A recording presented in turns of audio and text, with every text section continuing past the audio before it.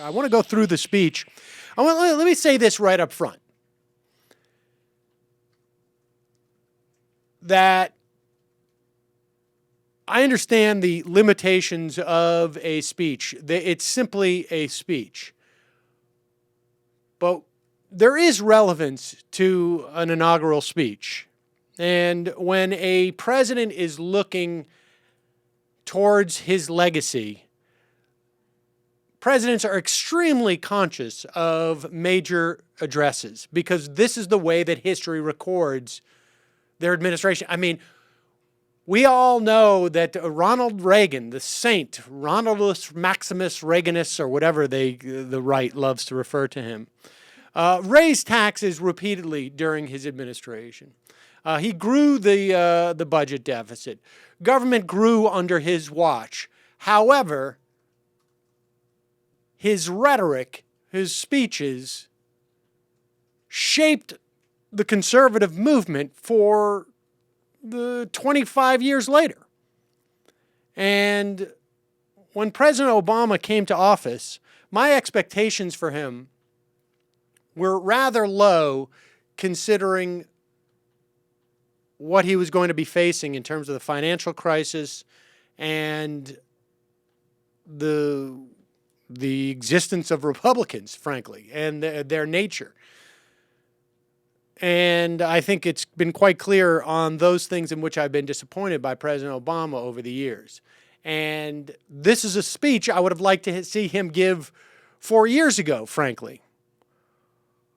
But even if nothing happens over the course of the next 4 years, and in many instances, I'm going to probably hope that nothing does in certain situations, it is important, at least, that in my mind, that the promise of a rhetorical argument for liberalism be made. And to a certain extent, I think the president made that as well as he's made it at any time over the past 4 years.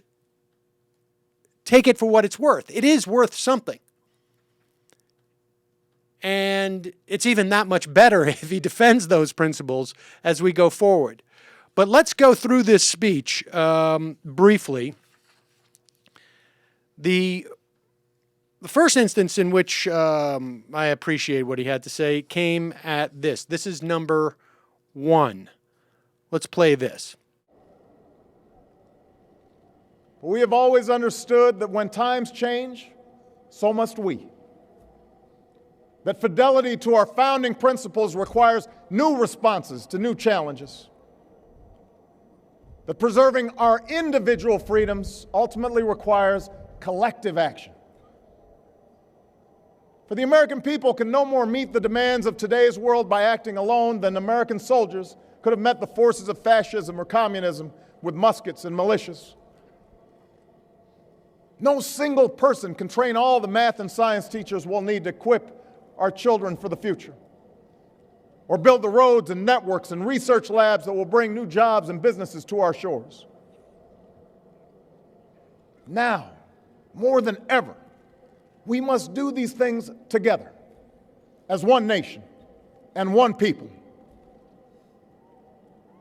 This is basically President Obama refuting the notion that you can use some arcane notion of what freedom is and what liberty is, that these terms need to constantly be defined based upon what we're facing in terms of reality. There is no meaning to the word freedom or liberty, as I've argued to libertarians who call into this program, unless you define it. And here he's making a very strong argument. Preserving our individual freedoms ultimately requires collective action.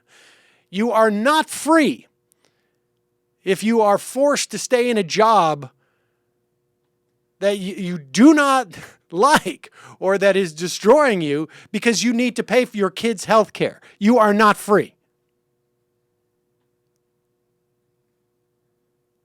And this is, I think, one of the best arguments that encapsulates many arguments that we make on this program. that there are things that government can do better than the private sector, that there's a reason we organize in the context of a society. And that is because there are some things that society as a whole can do better than individuals. And this is not a curtailment of your freedom, but a way of expanding it, of freeing the human spirit to pursue what it wants, of not having to worry about whether or not you're going to be eating cat food, or catfish for that matter,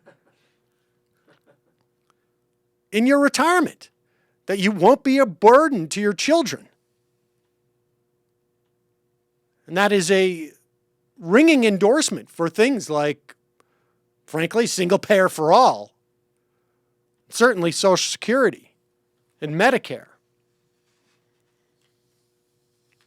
He goes on to address, this is where we see some measure of populism when he talks about income inequality. Let's check out this clip, number 2. My fellow Americans, we are made for this moment, and we will seize it so long as we seize it together.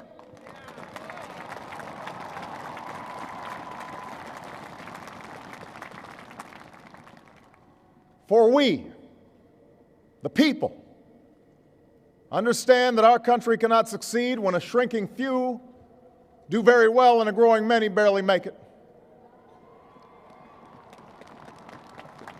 We believe that America's prosperity must rest upon the broad shoulders of a rising middle class.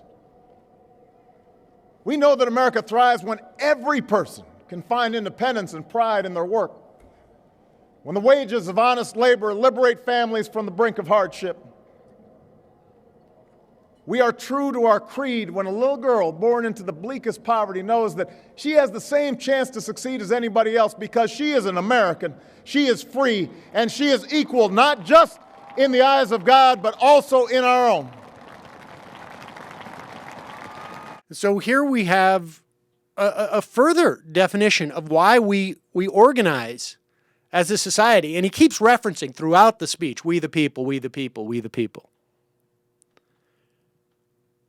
It is not simply to set up a society where a small number of people can have success. But the purpose of forming a union of we the people is so that success can be shared broadly. That the definition of the success of us organizing as a society is not to have the best hospital in the world. It's not to have the richest person. It's not to have the greatest technology. It is so that more people can have health care. So that the widest number of people can benefit from technology, from making money. But that is a fundamental distinction from what we heard and what we continue to hear from Republicans. It's, frankly, not necessarily consistent with all of his policies over the past 4 years. But if we're looking towards the future, if these are words that are embraced by younger generations, if this is an understanding, this is that Americans have, as opposed to, Ronald Reagan saying that government is the problem, it's standing in the way, that the idea of collectivism is a detriment to our individual liberties and a detriment to our individual successes. The opposite is true of what he's saying now. And to have a generation of young people who embrace those ideas is encouraging. Let's go to number 3. A nation that rewards the effort and determination of every single American. That is what this moment requires. That is what will give real meaning to our creed. We, the people, still believe that every citizen deserves a basic measure of security and dignity. We must make the hard choices to reduce the cost of health care and the size of our deficit. But we reject the belief that America must choose between caring for the generation that built this country and investing in the generation that will build its future.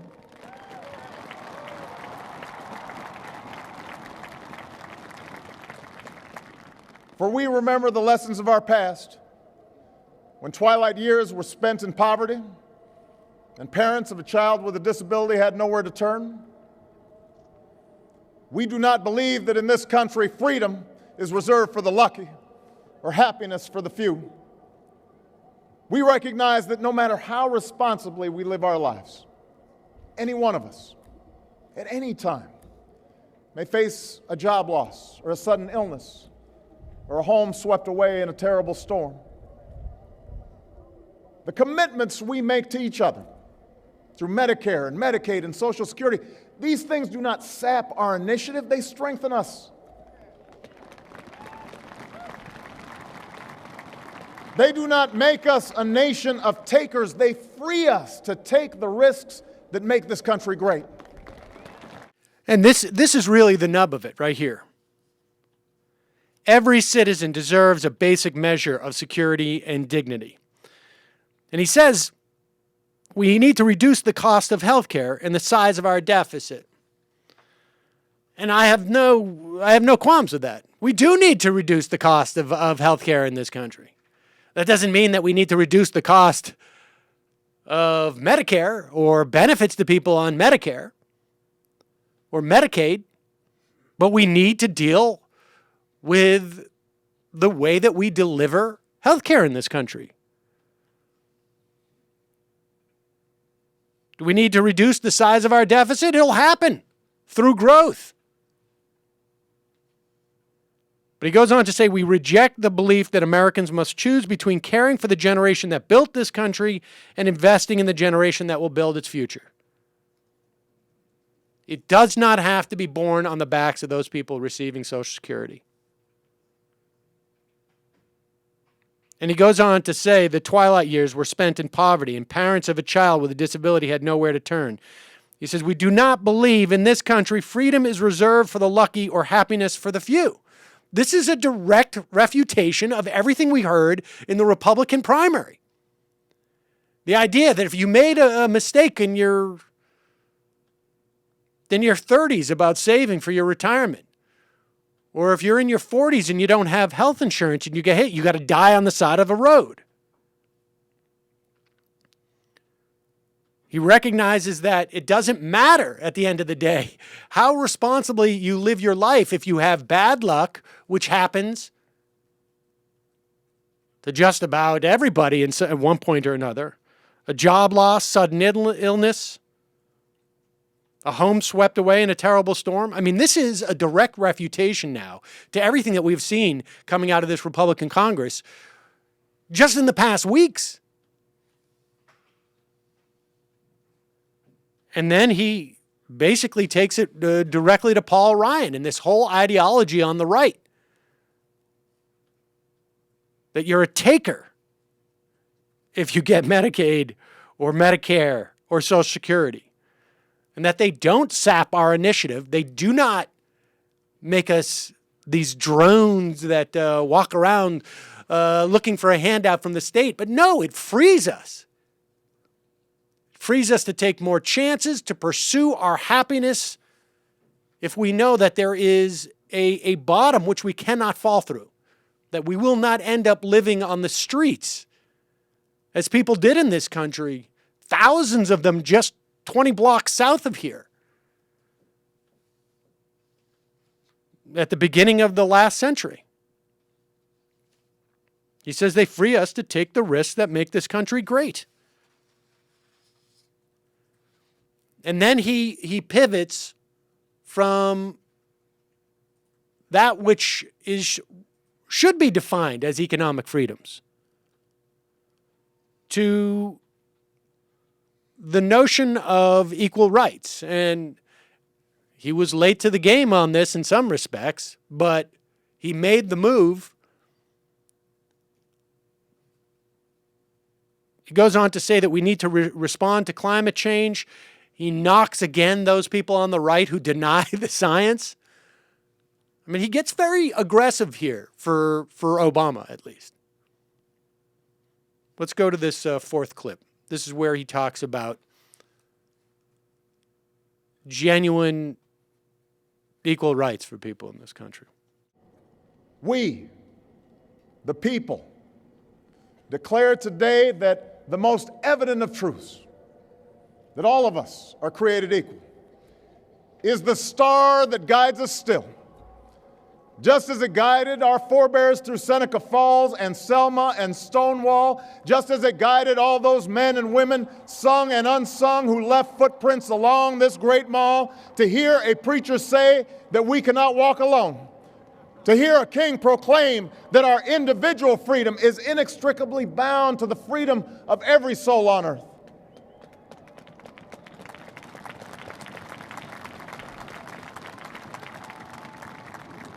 It is now our generation's task to carry on what those pioneers began. For our journey is not complete until our wives, our mothers, and daughters can earn a living equal to their efforts.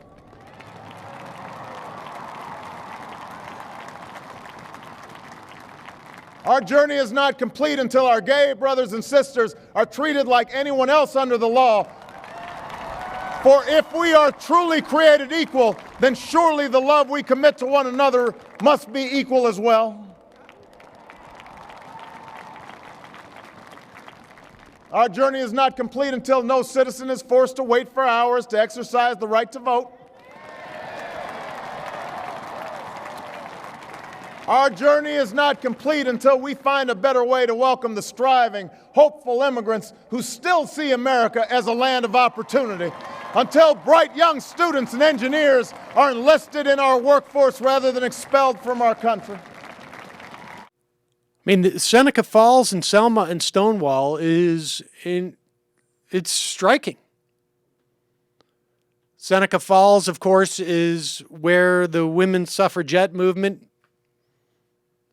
more or less started. Selma, the civil rights movement, and Stonewall referring to the riots that took place in the late 60s that really began the gay equality movement.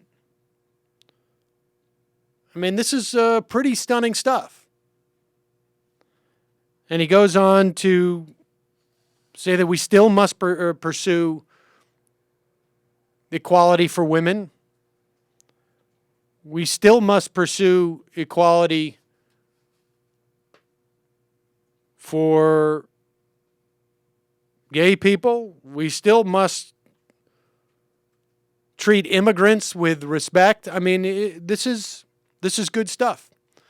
We must protect the rights to vote. I mean, these are all important things to be out there in a 20-minute speech. And this country is going to be a much better place if he pursues these policies with the same vigor. And it certainly will be a much better place if young people listening to this adopt this vision for the country. So, take it for what it is. It's only a speech, but it's an important speech. And I was not anticipating a speech like this. And so I was happy to hear it. But, with that said, obviously, it's just a speech. But I mean, it is just a speech, but who's saying it and the people who are listening, I think it does make a difference. Well, I guess we'll see. But the point is, it would have been it could have been a very different speech. It could have been a radically different speech. And he laid down a marker, I think. In the first term, there really was this delusion that the cause of the world's problems are because we're not talking nicely to each other. Right. And this is a really big distinction and place to launch from. And who knows what it will lead to. But articulating a vision versus just saying, let's all sit around and, put aside the 60s debates and blah, blah, blah is a really big difference in terms of anchoring his presidency. I think Hopefully. so.